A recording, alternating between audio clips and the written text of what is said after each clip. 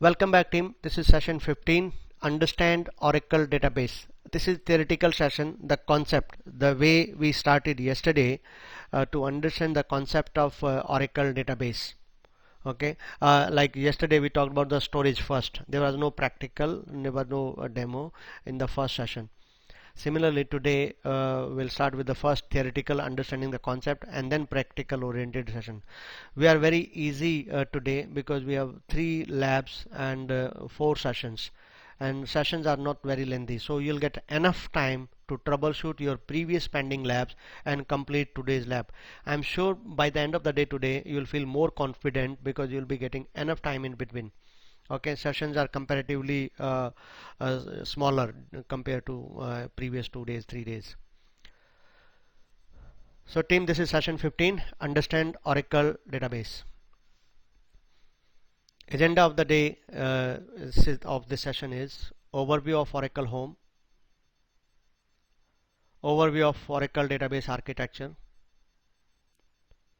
overview of CDB versus non-CDB architecture, RAC and data guard concept overview, what are the database systems in OCI, understand database versions, additions, licensing options in OCI, describe OCI database options, shape, size of database systems, virtual machine, bare metal, exadata and autonomous, that is ATP and ADB. ATP stands for autonomous transaction processing, ADB stands for autonomous data warehouse. If you look at this is not Oracle DBA session, don't misunderstand it please.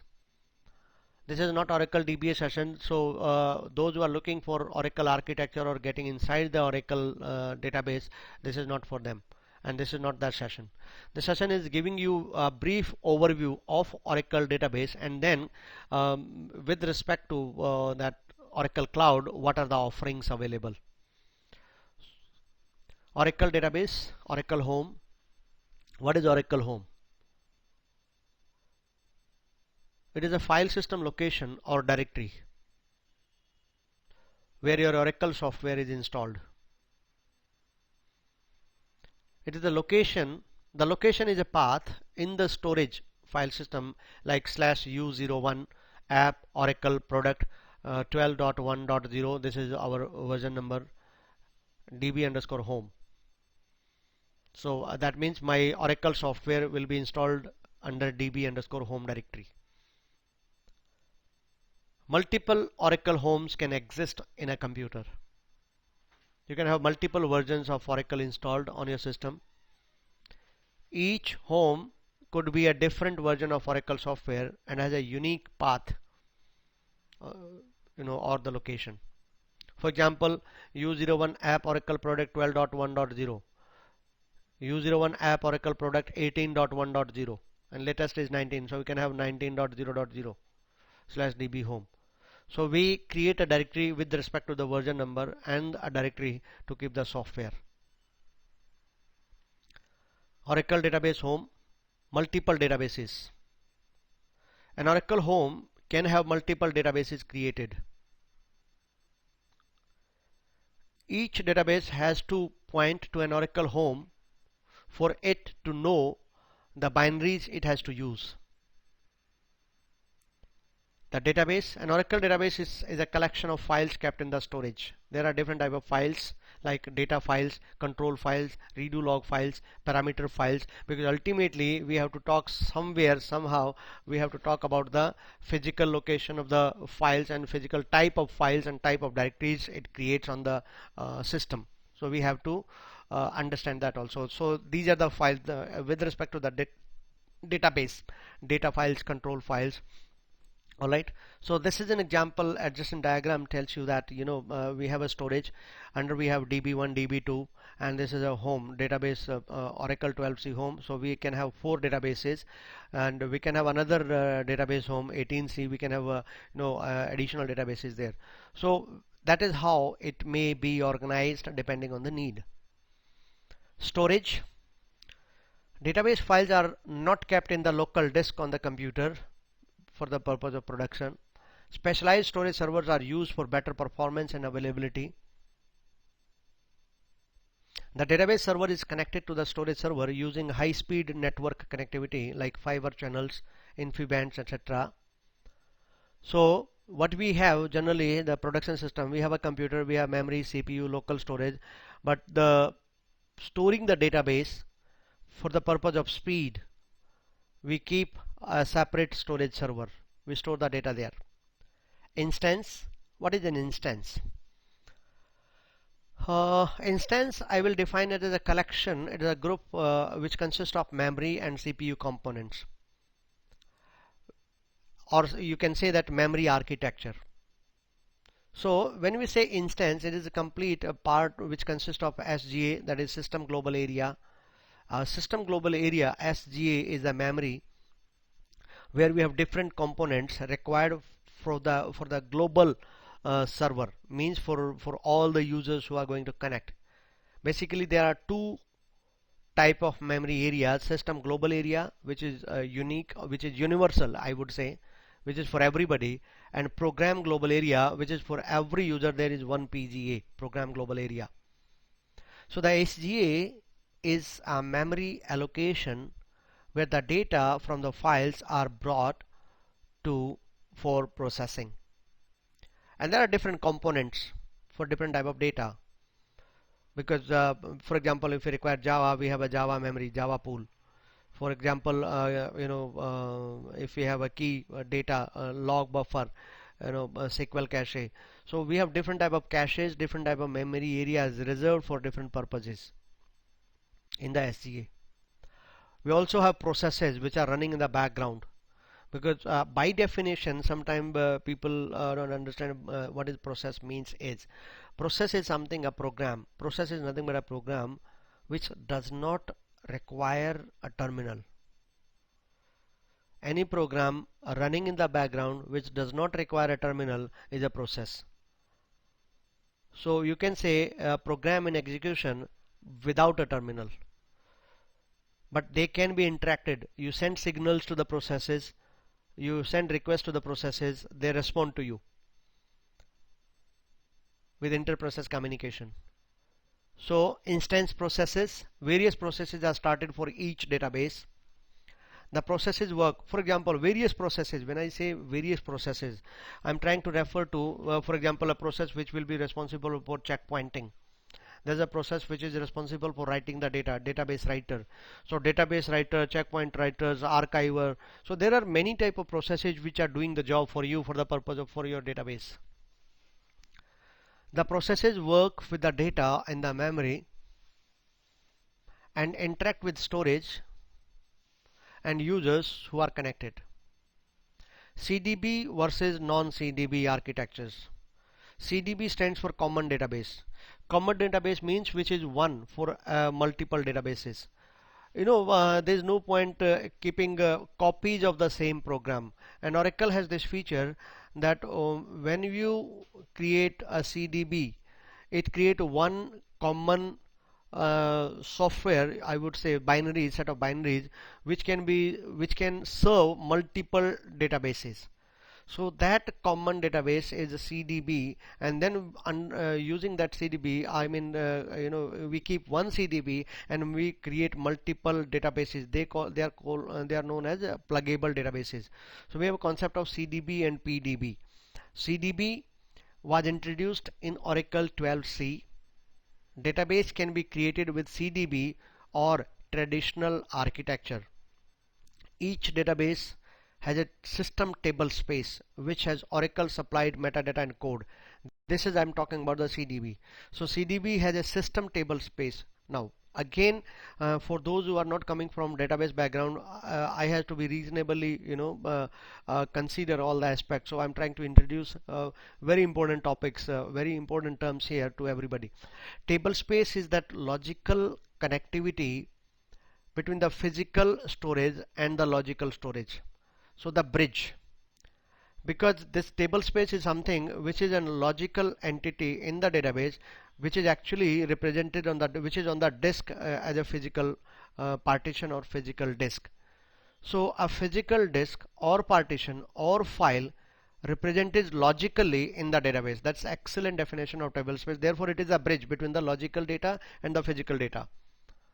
So, a system table space which has Oracle supplied metadata and the code. The system table space also has user metadata and objects created by users. Data or the rows for the tables created are stored in the user created table spaces. So there are two table spaces essentially. One is the system table space, one is the user table space. Each database has its own instance. CDB architectures. To understand the concept of CDB, we need to look at this from a little deeper understanding architecture wise. There is a root database with system metadata and code supplied with Oracle database software. Additionally, there are pluggable databases used to contain user or application metadata, code, and the data. A system table space in root database contains Oracle supplied metadata or the code, and the system table space in pluggable database, I repeat, system table space in pluggable database contains user metadata and user code for the object created by user or the application. And therefore you can take it, this diagram explain it, the CDB has a common table space, common database called root database, and we have PDBs created by the users, created for the users, PDB1, PDB2, PDB3. So multiple PDBs can have, and there can be a single root database for that. So CDB consists of this entire thing where we have root database, where we have pluggable databases. So this is the architecture of CDB from the broader perspective to understand how it is used and what are the components of CDB. So CDB consists of a root database. CDB consists of pluggable databases. Root database have Oracle supplied metadata, Oracle supplied software, Oracle supplied code. PDBs have user specific metadata, user specific code, user specific data. CDBs and PDBs, typically each application has its own PDB, pluggable database. User created table spaces in each PDB has the tables and data for the application, and this is what I refer to. The metadata for these objects is in the system table space for the respective PDB, and that's how you can understand from now. Look at this root. We have system table space here. For system table spaces, system metadata. PDB system table space means for the user system table spaces, for the user tables, user databases, right? I mean user tables, user metadata. And we have table space 1. This is the user table space created for the user tables. Table space 1, table space 1. Every PDB have their own table spaces. So whenever we talk about a database, we need to understand that we require two table spaces, one for the system table space, one for the user data. Since we have root system root database does not have any user data, therefore there is no user table space here in the root database. We have only system table space here. Whereas in PDB we have the metadata, system data also, where we have the user table data, user data also. Therefore in PDB we have system table space and user table space both. CDB versus non-CDB architecture. Starting 12c, only CDB architecture is supported. On Oracle Cloud, if a customer wants 12c or above version with non-CDB architecture, they can use a compute instance and download and install Oracle database with perpetual licensing. Buy license similar to on-premise setup, means you can use your own license. We call it as BYOL, bring your own license. DataGuard overview. Conceptually we need to be very clear about this, my friends, and that's a very important concept. DataGuard. DataGuard is a feature of Oracle database where a primary database can have one or more standby database created. A standby database is an exact copy of the primary database. It can be used as a disaster recovery mechanism for the primary database. Primary database is available for read and write application make changes to the primary database only, and the copy replica is created as standby database in data guard. A primary sends the changes logs, send the change log to the standby database, and thus the standby is always in sync. The standby can be opened read only, but by default sync stops when it is opened read only. With active data guard, the standby can be opened in read only and be in sync with the primary database. Now you look at from these 2 points. We have active data guard, passive data guard. Passive data guard means standby, the standby will not be open and it will not be syncing if you are opening it in read only mode also. And active data guard means that the standby database will be available and will be syncing as you are reading that. So application is writing to the primary database, we have standby database 1. Application is writing to the database, is not syncing, and we are reading the application, database is in standby mode. And the third scenario is application is writing, we are also reading, and primary database is being copied or being syncing with the standby database. So this is called application active data guard. So in active data guard, what we do is we sync as well as we read from the standby database. Role transition, switchover versus failover. Very interesting. Switchover. People fail to understand this also, and I give my real life example to make the difference clear. And the real life example is generator versus inverter. Generator require downtime. Power goes, you start generator, there may be a 1 minute, 2 minute, 5 minute downtime. Switchover is inverter. When power supply goes off, inverter immediately takes over, and you never interrupt, you never feel the changeover. You are live always. So there is no downtime.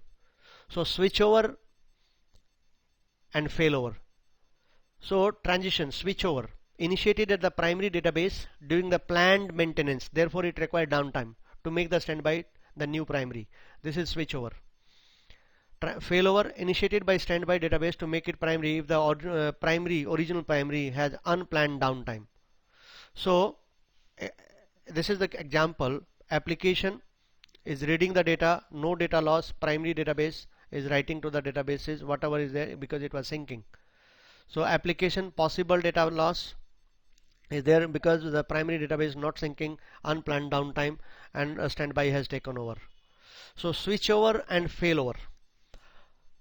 Definitely when we say failover, automatically if one failed, second is taking over, right? And a switchover is switching over. So role transition, the difference between the two is inverter and the generator. Protection modes. Data guard configuration has 3 protection modes. Maximum performance, that is async.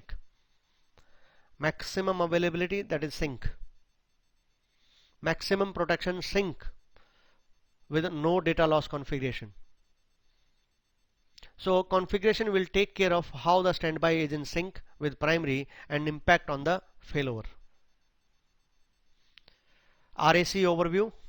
RAC is a cluster setup of 2 or more database servers that connect to the same database. To manage the cluster, there is a cluster software called grid infrastructure, that is ASM plus clusterware. So application is running. We have the application, database server 1, instance 1, database server 2, instance 2, and we have a separate storage server. So 2 instances are running. If one goes down, application still working because storage server, they are accessing the same storage. So therefore there is no downtime and there is no data loss, and it is highly available. By definition, cluster itself means availability. Scalability. With a cluster of database instance available, an application can perform more work with the cluster. Alternatively, more applications can be deployed to work with the cluster of the instance. So this is what we can have 2 applications running parallelly and accessing the two instances through 2 instances they are working, right? So which means we are getting the scalability. So we have multiple applications accessing the data through multiple instances. So this is scalable. You can increase the capacity. High availability, because it is a cluster, so by definition the topic is high availability. Even if one of the database server is down, applications still have the access to the database. That is the definition of high availability. Why? Because the data storage is shared. So one cluster can have instances of multiple databases also. Now that was a brief overview about the Oracle concepts, Oracle database concept, very brief. Now we need to understand from the cloud perspective, from Oracle Cloud Infrastructure, what are the offerings. Oracle database can be consumed as a service on OCI. The offerings are bare metal and virtual machine database systems, Exadata and autonomous databases. We are going to work with almost all of them. Exadata probably we may not be able to confirm. We will try depending on the service limits. Again, everything is everything depends on the service limits. A tenant can lift and shift databases between on-premise and the OCI. That's a fantastic feature. So you can decide where your database will reside. On the customer data center or OCI data center. Can use OCI as a disaster recovery solution using DataGuard for on-premise database also. That is also a solution, good offer. Customer can use BYOL, that is bring your own licenses, to subscribe to database services including the license charges, everything. Who manage what? Based on who manage what, service can be categorized into user managed and managed service. User managed, name itself is self-explanatory. It says that the tenant get access to the host operating system and administers the database and the operating system both on the cloud. Second is managed service. Tenant does not get access to the host operating system. The database is offered as a managed service and is completely autonomous, means user does not have control. I use the word control because that's the best word I can define. The database is offered as a managed service, is completely autonomous. Only certain options are in the control of the customer. Tenant accesses and the uses the database only. So here look at the bare metal or virtual, does not care. But user is controlling the operating system. User is controlling the database. Here virtual machines, user is controlling the virtual machines and the database installed. So whether it is virtual machine or bare metal, user has control of the operating system and the machine. Alright. Whereas in case of managed service, user is getting access to the database only. There is a obvious question here. What if something goes wrong? Trust me, no question arise. Why? There might be counter questions. What if require more bandwidth? What if require more databases? What about the scalability? What about the load balancing? What about this and that? Performance tuning, who will do that? We need to performance tuning of the operating system. You can talk about n number of questions. Let me tell you, this is based on machine learning and everything is automatic. And the second case is basically, you can think of that many data DBA jobs are going to be,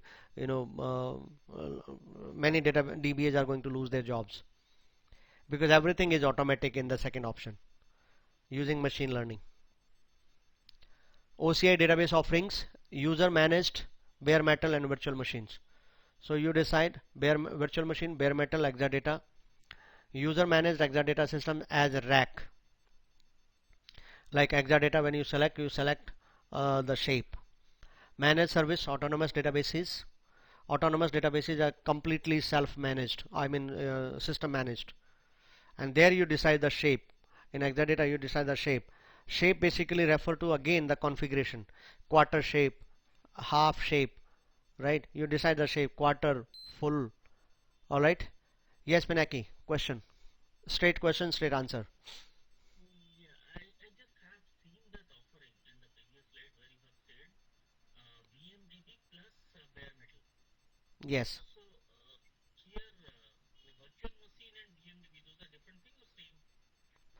They are different things.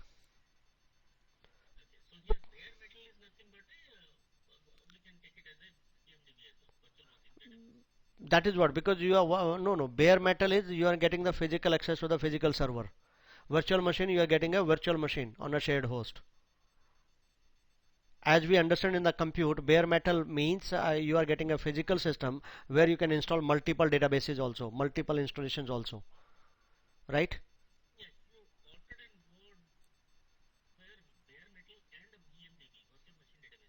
Yeah, virtual metal, no, no, see, Pinaki, we have not get into actual working of the databases right now. It is the offerings we are trying to understand. Next session will explain what are the VMDB, what are the bare metal databases. Right now we are just trying to understand a very brief overview of the offerings at the OCI. All right. So just allow me so that we can explain. I will explain what is the VMDB, what are the shapes, what are the features, what advantages, what is the difference between the two. Trust me, you will get that. Don't worry at all. Yeah, this is a yeah. No, no, you are right. Absolutely, you are right. I'm just saying this is an overview. This is an overview. Overview and depth. As I said, the architecture, for example, architecture was overview of architecture. You know that when we get into SGA, there are so many components, right? And then when we get into processes, there are so many processes. When you talk about the storage, there are so many options, right? I bypass that. I give just an overview of database architecture. Similarly, here also I'm just giving the overview of available features. All right. We are going to discuss everything because entire day today, you see, entire day today we are going to talk about this. Now just imagine what will happen for the rest of the day. It is just first session, right? We are going to talk about everything, means everything. We will not leave any stone unturned, any topic with the cloud offerings. All right. Thank you for keeping the patience. Licensing. License included. The pricing of the database system include database licensing. BYOL. Customers can use their existing database licenses also. Cost of the database system is only for the infrastructure. Because when you are using BYOL, you are bringing your own license. That means you already have the license and you want to use that license. So cost of the database system is only for the infrastructure you are using, not the license. Having created a DB system, it is not possible to change the license model later. Applicable for only customers with universal credit plan.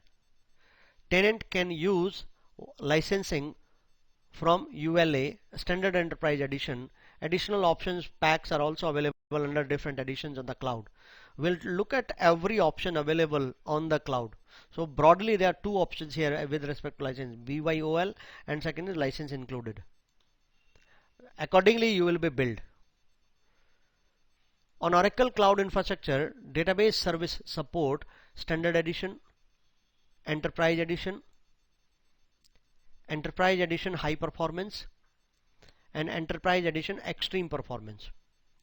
Now, this appears to me, and I'm sure to you also, when you are using Edition High Performance or Extreme Performance, that means there might be multiple CPUs or the storage or the memory, the configuration, the shape might be that huge that it gives you these features: extreme performance, high performance.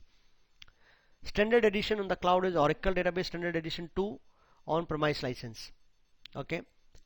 Database Enterprise Edition on the cloud is what? Above, that is first one. Oracle Database Enterprise Edition on-premise plus data masking and subsetting pack, diagnostic and tuning packs, and real application testing pack. Alright, that is the Enterprise Edition. And what about extreme performance and high performance? Okay, Database Enterprise Edition Extreme Performance.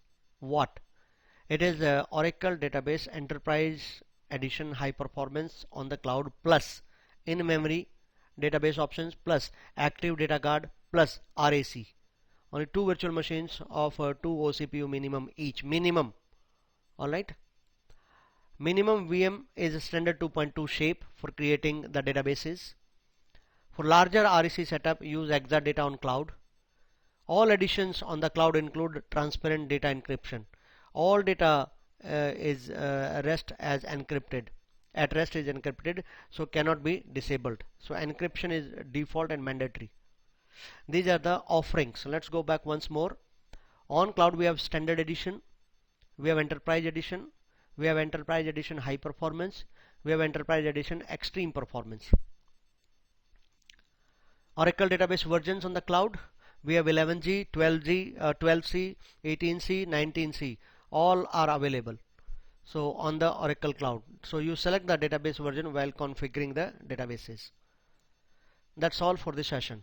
Thank you.